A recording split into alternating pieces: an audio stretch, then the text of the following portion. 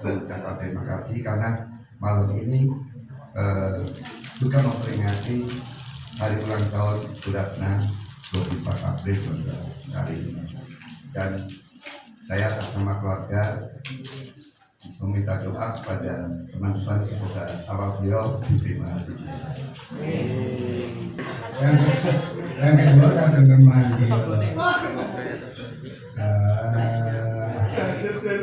Bapak Ustadz Hasan.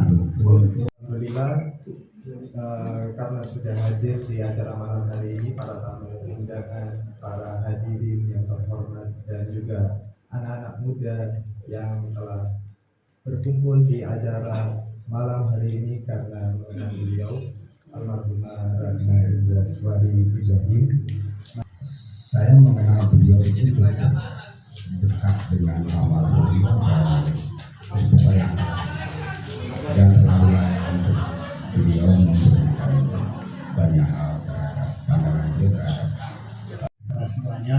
Rahayu, saya bahagia karena malam inilah terbukti kekuatan non fisikal, kekuatan batinnya Ratna itu menarik orang-orang yang bertahun-tahun tidak saya jumpai, sampai saya cari ke Republik Dedemit ya nggak ketemu. Ternyata ketemunya di sini berkat kita memperingati Ratna. Saya itu sampai lupa namanya karena terlalu sering saya rekam dan saya sebut Slatem gitu. Alhamdulillah bertemu ya. Terlalu lebar karena pada suatu malam iya kata Pak Ratna, kenapa aku ngajari wong-wong jadwal tak ngajari ada di Pak berbanyak santikin malah gak tak ajari ketun aku ya ketun tak bisa menulis loro ya apa itu. Nah, menulis fiksi itu tidak ditularkan, menulis fiksi saja. Saya kira kecakapan-kecakapan yang lain mungkin tidak cukup untuk ditularkan kepada banyak orang. Yang saya ketahui teman-teman yang dari Islam ini dulu pada saat reformasi itu ada di Jakarta, di IKJ. Jadi terus biasa dikebuki aparat itu. Setelah dikebuki pulangnya ke Mbak Ratna.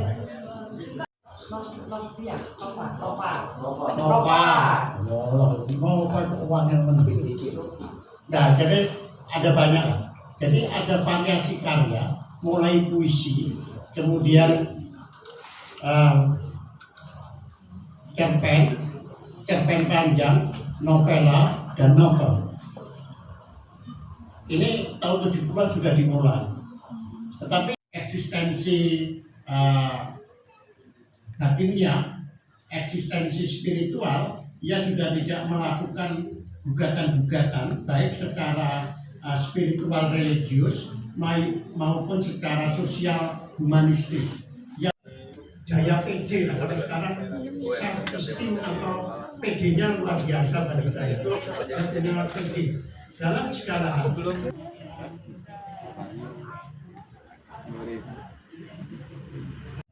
atas terjadi pemaparan beliau yang mungkin nanti bisa ditanyakan. Karena nanti ada sesi tanya jawab.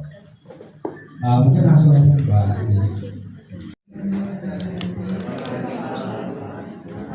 Pertama, saya ingin mengucapkan terima kasih kepada keluarga Bapak Fendi, kepada rekan-rekan Bu Ratna Indraswari Ibrahim, juga kepada penerbit MNC Malang yang digawangi oleh Mas Gideon yang telah mempercayakan novel fokus ini untuk saya sendiri. Jadi saya ingin bercerita sedikit. Di sini saya merasa senang sekali kehadiran Fokus ternyata bisa menghadirkan beberapa orang-orang yang pernah mendampingi Bu Ratna Indraswari Ibrahim seperti Mbak Santi, Mas ini karena dia sebagai narasumber di sebuah pondok pesantren mengisi tentang kepenulisan. Di sana setelah acara bubar, saya mendapat ada pameran buku. Saya disuruh memilih oleh panitia. Pilih silakan memilih 2 buku katanya begitu. Dan seluruh rekan-rekan yang mengaku di Rumah Budaya Ratna ini sudah banyak buku-buku cerpen yang saya baca karya beliau, karena sekitar tahun 2024 itu pernah saya tinggal dulu.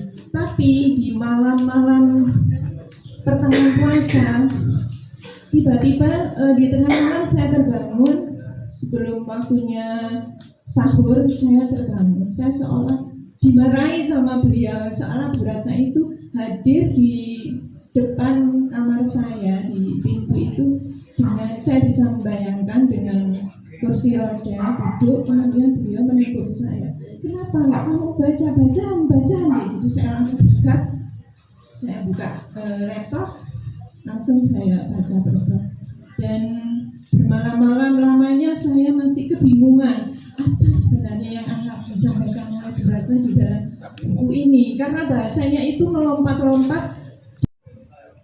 Ma, kita harus sudah sembuh, jadi kapan kita boleh pulang? Jadi ditulis seperti itu. Setiap ulang tahun berdua menulis seperti itu. Makanya sekarang tugas panjenengan yang ada di sini semua tolong dicari itu siapa Linda, sosok Linda itu pasti ada. Siapa? Pak Malik ya, ini tugasnya Pak Malik. Soalnya foto lanangnya aja aku paham. Jadi kalau bahasa perempuan terlalu lembut, apa ya aku bayang apa cara bayang interaksi almarhum Mbak Ratna dengan banyak remaja. Nah itu sangat mempengaruhi cara berpikir dan mempengaruhi pola pikir. Mungkin buat saya sih itu salah satu. Ya ada 3. Inersinya di otak kiri, daya hayalnya lebih tinggi. Manakala lebih kuat di otak kanannya, dia tidak kuat daya hayal tetapi pandai di bidang angka-angka. Kemungkinan secara teori pendidikan mungkin Bu Ratna termasuk orang yang daya hayalnya luar biasa. Karena saya sendiri sampai hari ini, dulu saya dengan Pak Malik pernah mengikuti pendidikan jurnalistik resmi di Surabaya Pos. Saya pribadi bisa menulis tulisan yang sangat pendek berita, tetapi tidak bisa yang jauh dari itu. Maka itu saya kalau mengenal orang yang pandai menulis itu, yang produksi, apalagi bisa sampai jadi profesor, itu luar biasa. Saya ingin bisa Pak Prof. Joko menguraikan tentang itu loh, apa yang otak kanan dan otak kiri yang persepsinya dari segi ilmu pendidikan. Biasanya itu kan dipelajari di jurusan BK, jurusan psikologi pendidikan. Iya. Saya kira secara ini tebakan, secara alamiah Ratna sangat kuat kalau dilihat dari perspektif otak kiri, otak kanan, teori otak kiri, otak kanan. Secara alamiah, taken for granted begitu, sebenarnya Ratna lebih kuat otak kanannya, karena imaji kemudian fantasi-fantasi, kalkulasinya itu sering saya sebut melampaui logis, dan itu semua adalah fungsi-fungsi otak kanan. Jadi secara alamiah dia memiliki keberuntungan otak kanannya jauh lebih dominan. Tetapi ia hidup di dunia dengan otak kiri yang lebih dipuja. Indonesia adalah negara yang memuja otak kiri, atau masyarakat kita adalah masyarakat yang sangat mengedepankan otak kiri. Kemodernan kita juga memuja atau menuntut otak kiri. Nah, otak kiri ini dalam teori bisa berkembang. Nah, Ratna mengembangkannya tampaknya dari berinteraksi dengan banyak orang.